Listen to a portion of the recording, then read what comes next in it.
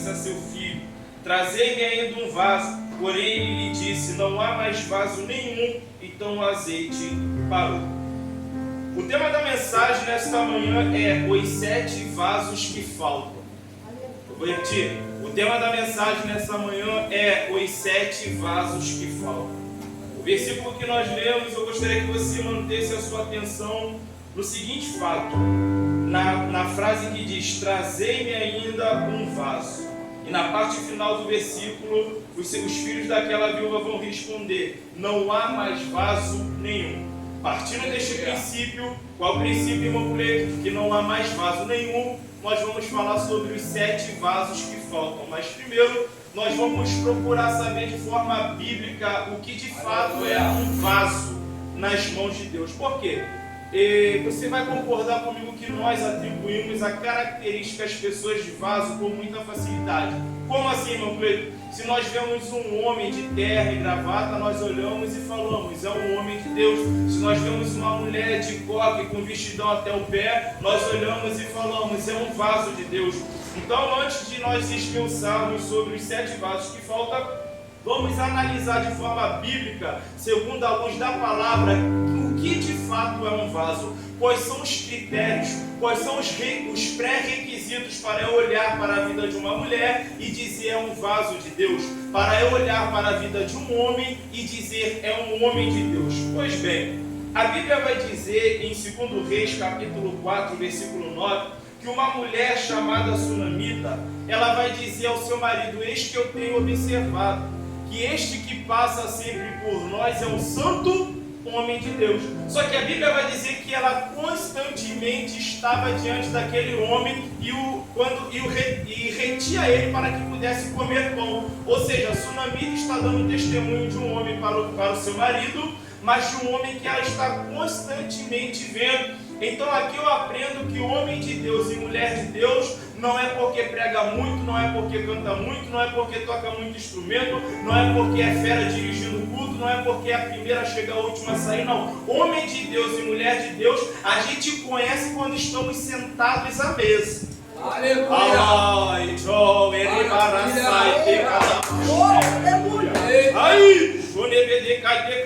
eu te provo isso na Bíblia. Vai dizer a Bíblia, não, irmão Cleito, está lá os 2 discípulos a caminho de Emaús. De repente aparece o próprio Deus.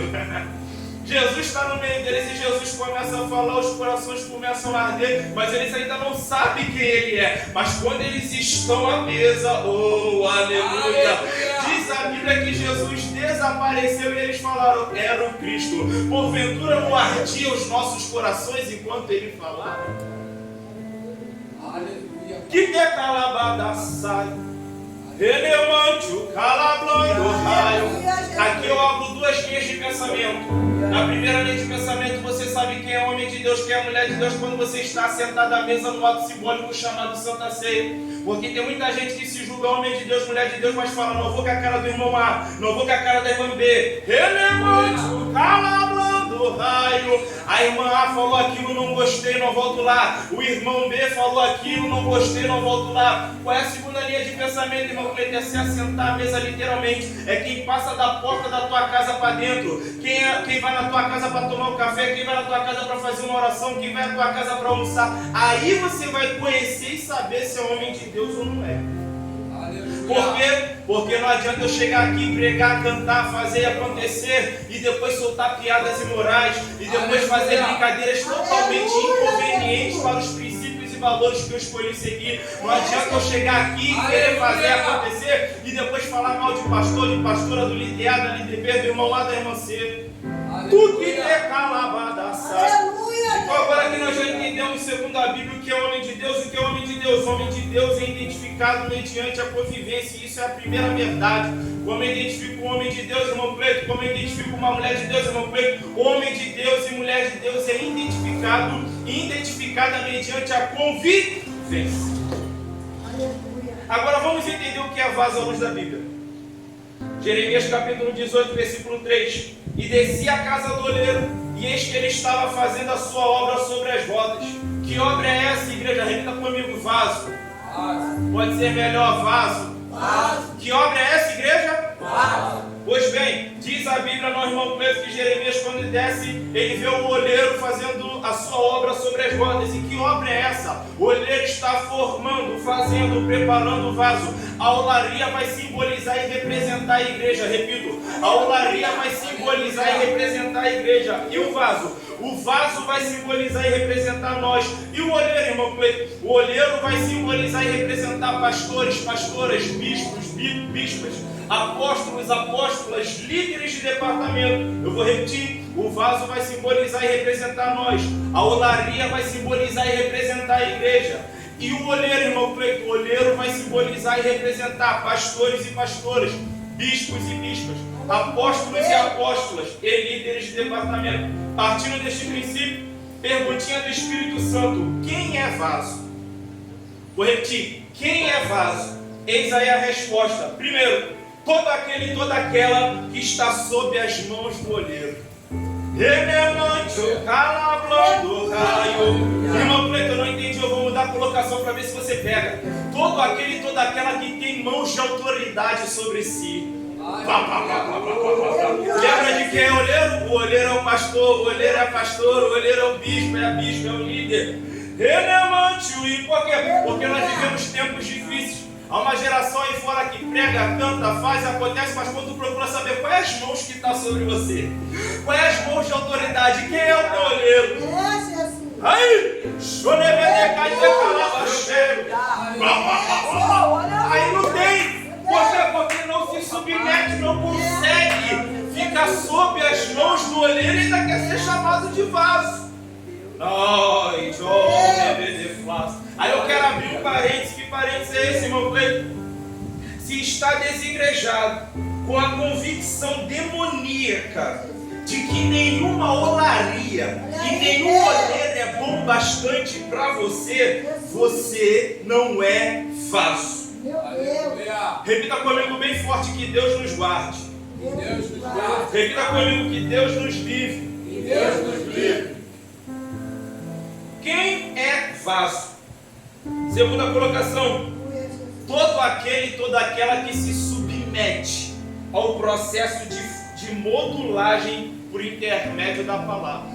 Diz a Bíblia, no irmão Cleito, que o olheiro ele estava fazendo, ou seja, formando, preparando o vaso.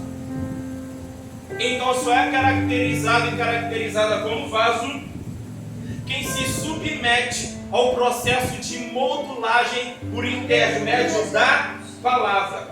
Quem não se submete ao processo de transformação que é constante, enquanto a sétima trombeta não soar, nós estamos em constante transformação, perfeição, só lá na glória. E olha lá, porque os anjos estavam lá e receberam a sentença de ir para o inferno. Então, perfeição só na glória. Quem não se submete, não se abre para a transformação por intermédio da palavra, não é vaso. E que tipo de pessoas são essas, irmão Cleito? São aquelas que dizem assim: eu nasci assim, vivo assim e vou morrer assim. Só que a palavra de Deus está dizendo: não. Por quê? Porque cristianismo genuíno, evangelho é constante transformação. Aleluia. Transformação da mente, transformação da forma de pensar, como a mulher de Deus estava falando aqui, deixando constantemente a brasa tocar e purificar. Há momentos que as situações surgem, você percebeu que falou dentro de casa algo que não é para falar, tem que voltar para a olaria, deixa o olheiro transformar. Ah não, mas eu falo mesmo, quebra isso na tua vida em nome de Jesus. Aleluia. Aí, foi falado aqui, eu quero pegar um gancho. Nós não fomos vocacionados para falar o que a gente acha, o que a gente pensa. Nós fomos escolhidos e chamados para anunciar as boas novas. Eu vou repetir: Deus não nos chamou, nos vocacionou para nos encher de eu acho, eu penso. Mas Deus nos chamou, nos vocacionou para anunciar a palavra. Aleluia! Tu que decalabradaça. Glória! Então vamos lá, agora que entendemos o que de fato é um homem de Deus, mulher de Deus, agora que entendemos o que de fato é um vaso nas mãos de Deus, primeiro vaso que falta vasos obedientes. Por quê? Porque o que mais se tem nos dias de hoje são vasos, são pessoas, na verdade, rebelde. O próprio texto vai nos dar exemplo de obediência. Perceba que a viúva do azeite, uma história conhecida, ela não se desesperou, ela não se desequilibrou e ela buscou socorro no lugar certo. E quem? No profeta. Eu costumo dizer nas ministrações, pela misericórdia de Deus, que nem sempre o profeta tem a solução. Nem sempre a profetisa tem a solução. Nem sempre. Mas toda vez que o profeta, a profetisa não tiver a solução, sempre terá uma direção de Deus para te dar. Não entendeu? Eu vou explicar melhor. Às vezes o profeta, a profetisa não tem a cesta básica. Às vezes o profeta profetiza não tem a quantia de dinheiro que você precisa. Às vezes o profeta profetiza não tem o sapato que o teu furou. Às vezes o profeta profetiza não tem o vestido para te dar. Mas quando o profeta profetiza não tiver a solução, sempre terá da parte de Deus a solução. Se analisarmos o texto de forma minuciosa, como diz um dos meus professores de teologia, nós vamos perceber que a viúva recebe a direção antes do milagre. E a presença do profeta foi tão significativa e real na vida daquela mulher que após o milagre ela recebe outra direção. Ela recebeu tanta bênção que ela não sabia nem o que fazer. Ela teve que voltar no profeta e falar: o negócio superabundou aqui, o que eu faço? E ele fala: paga a sua dívida e tu e teus filhos vivem do resto. Aleluia! Aí, eu tenho uma palavra profética para você que rompeu com cansaço, com a fadiga e chegou aqui nessa manhã. Eu tenho uma palavra para você que não deixou a enfermidade de segurar dentro de casa. Eu tenho uma palavra para você que venceu o desânimo. Qual é a palavra, irmão? Deus tem uma direção para a tua casa. Deus tem uma direção para a tua família. Deus tem uma direção para a tua chamada. Deus tem uma direção para o teu ministério. Deus tem uma direção para a tua vida financeira. Deus tem uma direção para a tua vida emocional. Deus tem a direção. O que te calabadaça.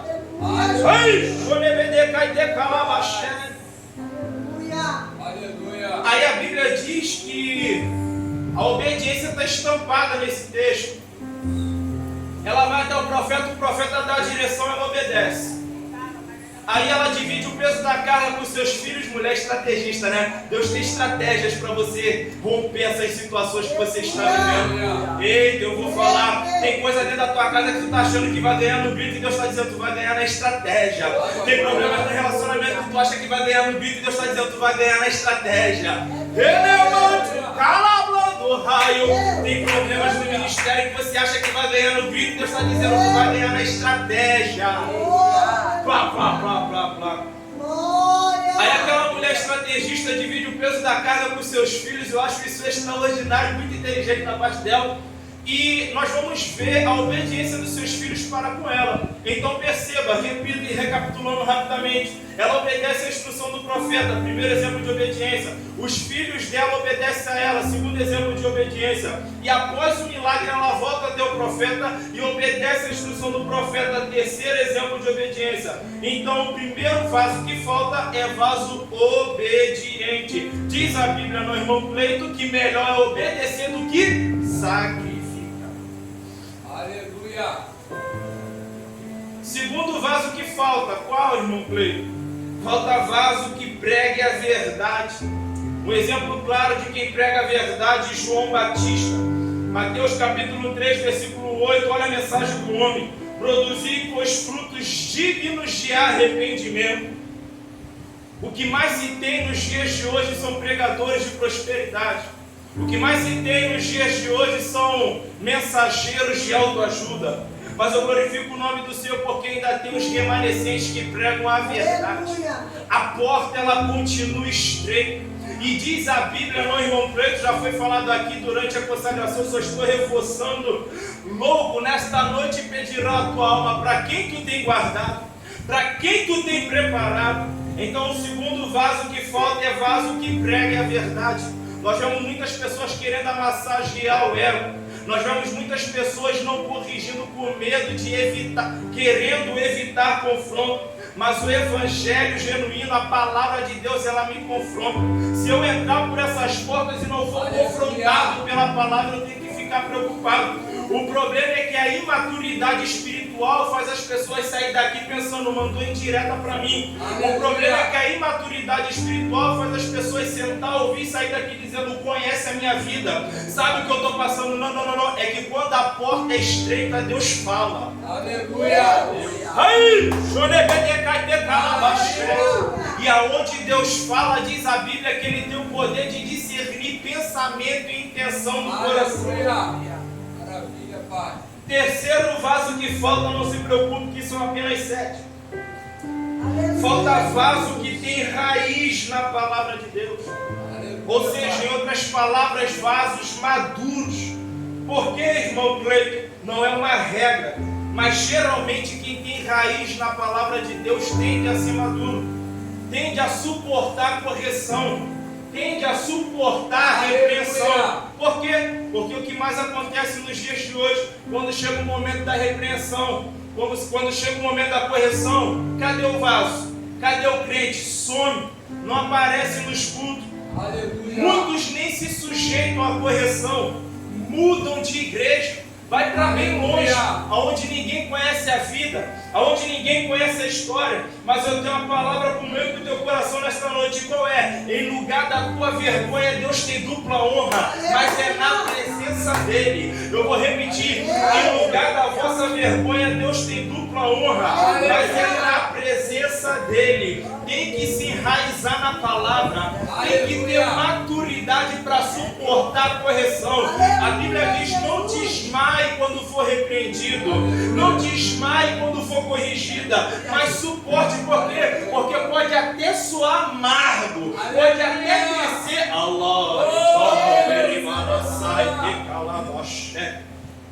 Pode até não ser doce como mel, mas no seu interior vai produzir um fruto passivo de justiça. Maravilha, Deus. Que decalabada sai. Aleluia.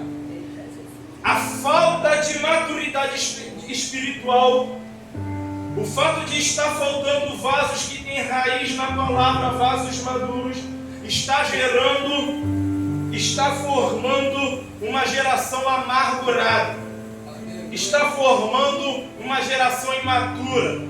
Qualquer coisinha está magoado com o pastor, qualquer coisinha está magoado com a liderança, qualquer coisinha não vou à igreja, qualquer coisinha não faço mais, porque não se enraizou na palavra. Quem tem raiz na palavra sabe o que está fazendo e para quem está fazendo. Aleluia! Eu vou explicar melhor para você entender. Aleluia. Se você faz esperando um tapinha nas costas dizendo você é uma bênção, está com o propósito errado. Aleluia. Não vai permanecer. Se você faz esperando reconhecimento do líder A, da líder B, não vai permanecer. Por quê? Porque o reconhecimento quem dá é Deus. A honra vem de Deus. A obra de Deus você planta, mas você não sabe aonde, nem quando, nem com quem você vai colher. A Bíblia nos ensina a ser pessoas altruístas. O que é uma pessoa altruísta? É aquele e aquela que faz o bem sem esperar retorno. Agora, se você fica fazendo e fala, eu estou fazendo o que é? Tá vindo aí consagração, né? Ser consagrado a diaconisa, a diácono. Não, o próximo da fila aí para evangelista, para presbítero sou eu. Ele tira isso do seu coração. Mas irmão Cleiton, a Bíblia diz que aquele e aquela que deseja o episcopado, coisa excelente deseja realmente, mas quando você faz colocando a sua expectativa em pessoas, independente de ser líder A, líder B, amigo A, amiga C, parente A, parente C, você se frustra.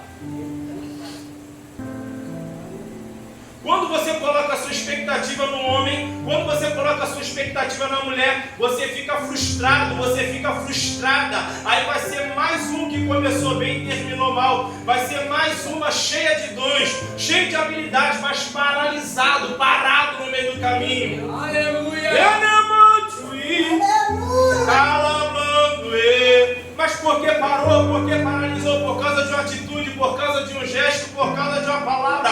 Porque Ciclano chegou depois e já foi consagrado. Beltrano chegou depois e já foi levantado. Eu estou aqui há tanto tempo e ninguém me dá responsabilidade para nada. Agora Ciclano chegou ontem, já está fazendo tudo. Ele, quem faz para Deus, Deus honra. Aleluia.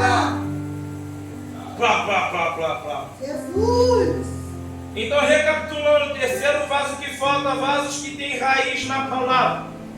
Quarto vaso que falta, o quarto vaso que falta vasos leais à sua igreja e à sua liderança.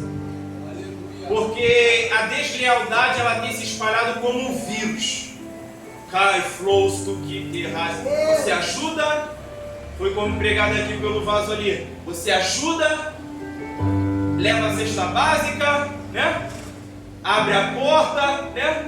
Mas o que? Me ajuda aí. Relemante, Uri. Sai meia-noite, 3 horas da manhã da tua casa para expulsar demônio. Me ajuda aí, tem vaso aqui que eu sei, né? Visita no hospital. E aí quando Deus restaura, quando a bênção chega, quando a coisa acontece, cadê o vaso? Aí! O vírus da deslealdade pegou ele. O vírus da deslealdade pegou ela. Mas eu quero glorificar o nome do Senhor. Por quê? Porque aonde a porta é estreita, Deus sempre tem os seus 300. Passe o que passar, doa o que doeu, os 300 não sai. E se sair, Deus traz outros de fora. Cadê você que faz parte dos 300? Cadê? Mesmo chorando, mesmo gemendo, mesmo questionando, mesmo não entendendo, você está aqui.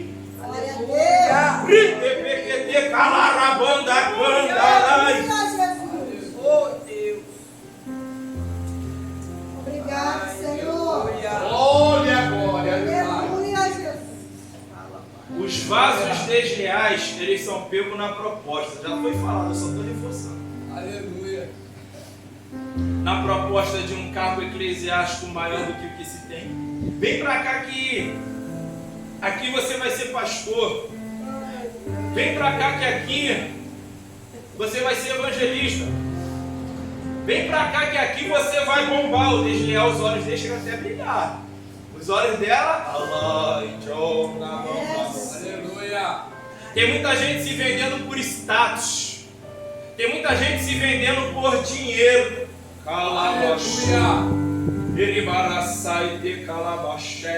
Mas eu tenho uma palavra para quem Deus colocou na posição de liderança aqui.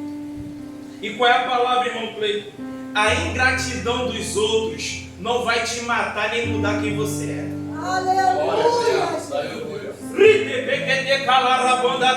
Eu tenho ciência do que eu estou falando aqui, porque pela misericórdia de Deus, Deus me leva em muitos lugares. E tem muitos líderes frustrados que não acreditam mais em pessoas, porque foram feridos profundamente com deslealdade ministerial, tomaram apunhaladas ministeriais pelas costas, apostaram, investiram, se doaram, se entregaram. Ai, ai, ai, ai, ai, ai, ai. Oh, meu Deus. Renemancho, calabrando raio, calabrando raio. Mas eu tenho uma palavra para corações aqui nesta manhã, aqueles que posteriormente vão assistir pelo YouTube. E qual é a palavra, irmão Cleiton? A ingratidão dos outros não vai te matar e nem vai mudar quem você é. Eu vou repetir, a ingratidão dos outros não vai te matar espiritualmente, nem mudar quem você é. Você vai continuar amando, você vai continuar cuidando, você vai continuar investindo, você vai continuar acreditando. E se teu irmão ou tua irmã pecar contra ti e 7 vezes, 70 vezes vier até ti pedir perdão,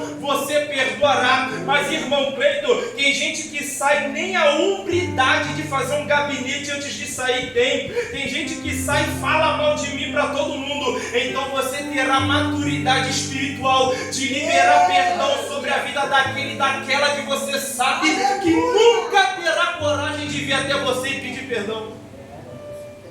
Por que, irmão? Porque o que foi dado a você não foi dado a ele. Porque o que foi dado a você não foi dado a ela. Então Deus não vai requerer dele, Deus vai requerer de você.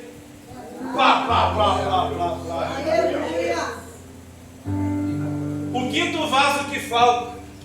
Falta vaso que dê testemunho da verdade de Cristo.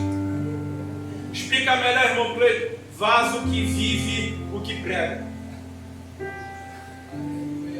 É o que eu falei. Na hora de falar, glórias a Jesus. Na hora de cantar, glórias ao Eterno. Dirigir culto, pregar, eu estou falando de coisa que eu já fiz e faço, tá? Relemante, o calabrando raio, glórias a Jesus. Mas na hora da convivência, será que eu dou testemunho da verdade? Aleluia, Jesus. Mateus capítulo 7, versículo 24 e 25 diz assim: todo aquele que escuta as minhas palavras e as pratica assemelhá-lo-ei ao homem prudente que edifica a sua casa sobre a rocha. Ou seja, é aquele que vive a palavra. E desceu a chuva, e correram rios, e assopraram ventos, e combateram aquela casa, e não caiu, porque estava edificada sobre a rocha. Aleluia, Jesus. Quem vive o que prega, estabeleceu o seu ministério sobre a rocha, estabeleceu a sua vida emocional, seu namoro, seu noivado, seu casamento sobre a rocha, estabeleceu a sua vida financeira sobre a rocha. Quem vive o que prega, estabeleceu quem é e tudo que tem sobre a rocha. Quem é a rocha, irmão Cleito? Jesus Cristo. Passe o que passar, doa o que doer, mas permanece de pé. Aleluia, Pai. Você pode entrar aqui e pode não estar com um sorriso no rosto. Você pode estar aqui e pode estar triste. Mas a Bíblia diz: em tudo somos atribulados, mas não angustiados, perplexos, mas não desanimados, perseguidos, mas não desamparados, abatidos, mas não destruídos. Aleluia. Satanás quer destruir você. Ele quer destruir a mim. Ele quer destruir todas as áreas da nossa vida. Mas a Bíblia diz: abatidos, abatida, mas não destruído. Por quê? Porque tem um limite até onde ele pode ir. Aleluia. Tiago capítulo 1, versículo 25. O quinto vaso que falta ainda, que dá testemunho da verdade. Aquele, porém, que atenta bem para a lei perfeita da liberdade, e nisso persevera, não sendo ouvinte esquecido, mas fazedor da obra, esse tal é bem-aventurado no seu feito. Ou seja, como que eu faço, irmão Cleito, para dar testemunho da verdade? Eu vivo aquilo que prego. Eu somo na obra de Deus. Jesus disse que obras maiores faríamos. Sexto vaso que falta, não se preocupe que são apenas 7. Aleluia, Jesus. Falta vasos prudentes nas suas palavras. Aleluia. Vou repetir. O sexto vaso que falta é vasos prudentes em suas palavras. Tiago capítulo 1, versículo 26. Se alguém entre vós cuida ser religioso e não refreia a sua língua, antes engana o seu coração, ou seja, está se enganando. A religião desse é vã. Tiago capítulo 1, versículo 19. Saber isto, meus amados irmãos, mas todo homem seja pronto para ouvir, tardio para falar e tardio para se irar. O sexto vaso que falta é vaso que é prudente nas suas palavras. Como eu disse, não adianta eu ter a aparência de vaso, não adianta eu ter as características de vaso, mas quando eu abro a boca, eu estou pior do que quem está lá fora. A Bíblia diz, não, irmão Cleito, que a língua é um membro tão perigoso, que ela tem o poder de criar um mundo de iniquidade. Eu vou repetir, a língua é um membro tão perigoso, que ela tem o poder de criar um mundo de iniquidade. Meu Deus. Aí eu me lembro daquela palavra que diz que o que guarda a sua boca conserva a sua alma, mas o que muito abre os lábios, este tem perturbação. Eu vi um homem de Deus pregar e ele falava assim, não vou nem usar o exemplo que ele deu, eu vou falar aquilo que eu gosto, né? Não fale na ausência aquilo que não pode ser falado na presença.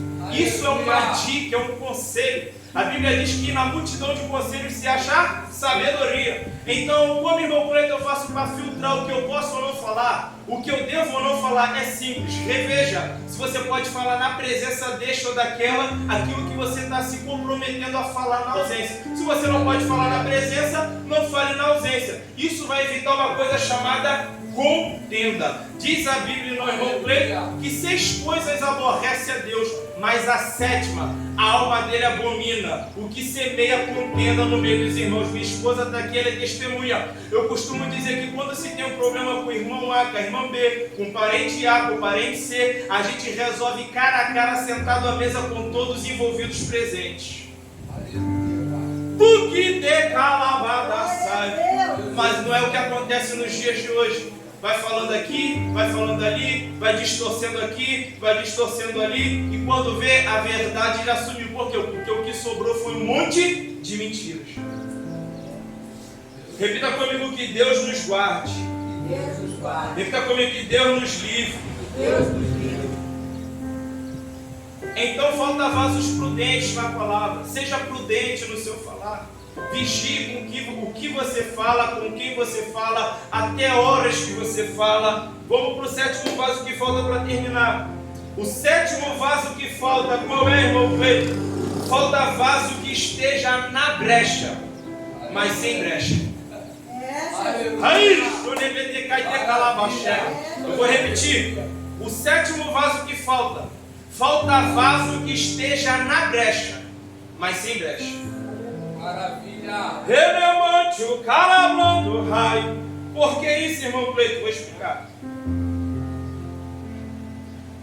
Vaso que esteja na brecha. O que é estar na brecha? Precisou de alguém para tocar instrumento? Eu estou lá. Precisou de alguém para pregar? Eu estou lá. Precisou de alguém para dirigir culto? Eu estou lá. Eu estou usando eu como exemplo para você entender o que o Espírito Santo Deus quer falar contigo. Precisou de alguém para evangelizar? Eu estou lá. Precisou de alguém para fazer uma visita no lar? Calamachura. Precisou de alguém para fazer uma visita no hospital? Relevante. O que é isso? É estar na brecha. Estar na brecha para ser usado por Deus. Estar na brecha para ser usada por Deus. Não como você quer, mas como o olheiro determinar. Mas eu preciso estar sem brechas. Aleluia. Então vamos lá. O sétimo vaso que falta. Vaso que esteja na brecha, sem brecha. Vaso que esteja na brecha, sem brecha. E partindo deste princípio, eu posso fazer menção de uma verdade, e aqui eu encerro de verdade. E que verdade é essa? É uma profecia, mas eu peço que levante a sua mão, porque isso é profético. Segunda palavra que me foi dada, eu profetizo sobre a tua vida, que você é o vaso que vai preencher todas as faltas. Eu vou repetir, você é o vaso que vai preencher todas as faltas. Não se espante se algumas pessoas serem tomadas por inveja, por olhar para você e dizer: por que ela faz tudo? Por que ele faz tudo? É porque você se posicionou como um vaso na brecha sem brecha. E você se posicionou como aquele e aquela que há de preencher todas as faltas. Com a permissão da liderança, eu peço que a igreja se coloque de pé. Glória a Deus. Aleluia. E mandar calabachuri andar candara. Aleluia. Sobre essa palavra eu quero profetizar sobre a mim e sobre a tua vida. Que Deus ele está liberando sobre a mim e sobre a tua vida a virtude, a unção, a graça, o poder necessário para que possamos nos posicionar como vasos na brecha sem brechas. Aleluia. Maravilha. Falando eu quero profetizar sobre essa palavra que o que está sendo liberado sobre a tua vida hoje não vai sair, o diabo não vai arrancar. Você vai reter essa unção. Você vai segurar essa porção que você está recebendo hoje.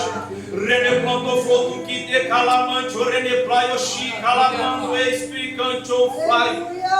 Tem pessoas que pararam no meio do caminho, não se posicionaram, não estão na brecha para ser usados por Deus, porque a indignação tomou o coração, porque os questionamentos tomou o seu coração, porque acha que tudo tem que ser do seu jeito. Mas eu quero dizer para você que o cabeça da igreja é Cristo, e Ele faz como quer, quando quer e através de quem Ele quer. Quem sou eu para questionar o cabeça da igreja? Quem é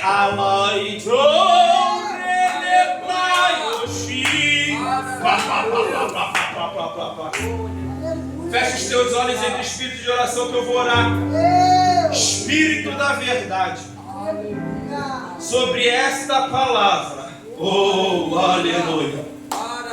Nós cremos que Tu és poderoso para trazer todos os vasos que faltam. Mas o clamor e a oração hoje é este homem, esta mulher que entrou por essas portas hoje. É o vaso que vai preencher todas as faltas. Libera hoje uma nova armadura. Oh meu Deus, eu dou uma ordem para essa tristeza. Aleluia. Eu dou uma ordem para essa angústia. Ele te sondou quando você passou por esta porta.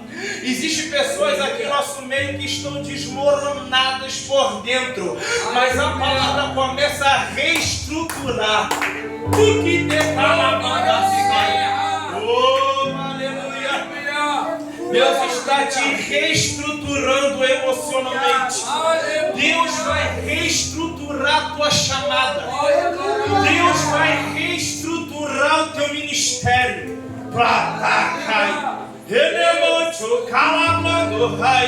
Receba a reestruturação, a restauração.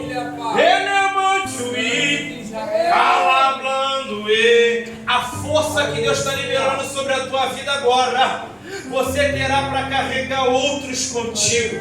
Através de você, Deus fortalecerá outros. Através de você, Deus discipulará a outras. Em nome de Jesus. Amém.